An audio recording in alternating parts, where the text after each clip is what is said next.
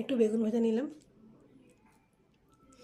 বেগুন ভাজাটা নিয়েছি সকালবেলা করা হয়ে গেছিলো, ভেবেছিলাম আলু ভাজবো, তো বেগুন ভাজাটা ভেজে দিয়েছে যে যে রান্না করে।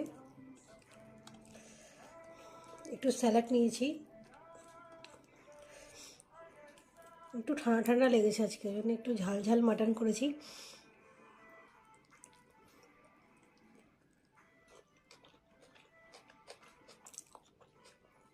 দারুণ। একটু মাটনের একটু ঝোলটা নিচ্ছি। হ্যাঁ,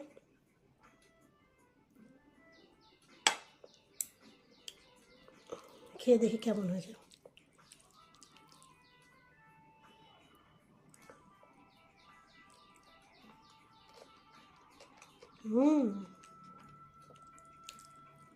দারুণ।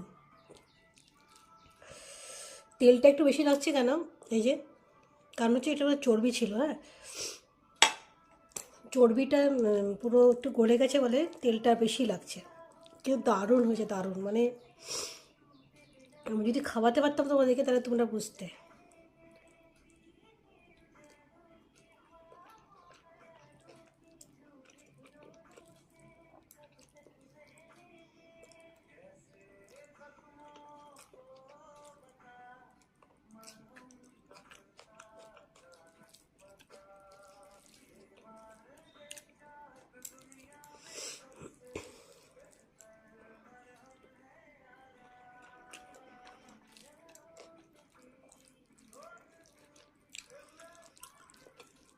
অনেক দিন পর খাচ্ছি, অনেক দিন পর।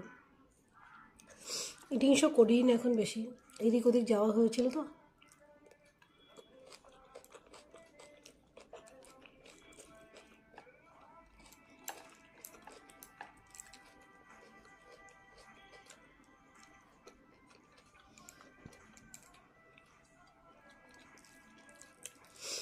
আসলে একটু বিজি ছিলাম, তারপর আবার ইটিং শো চালু করেছি।